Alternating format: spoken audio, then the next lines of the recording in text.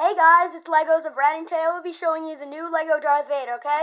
So, here you go, and you can see he has the classic Darth Vader helmet. So, yeah, and then he has his black cape.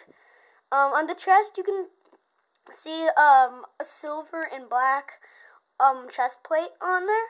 And then you see his voice box. It, helps him survive and stuff and breathe. And then you can see his utility belt with all these buttons. And then he has robes hanging down and stuff. So, yeah. And then he has hold on, guys. Okay, and then he has this regular lightsaber with the silver hilt and the red blade. And let's take a look under his mask, shall we?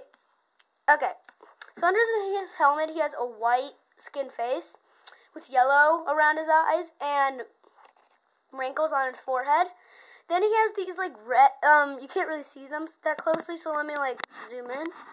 But he has these little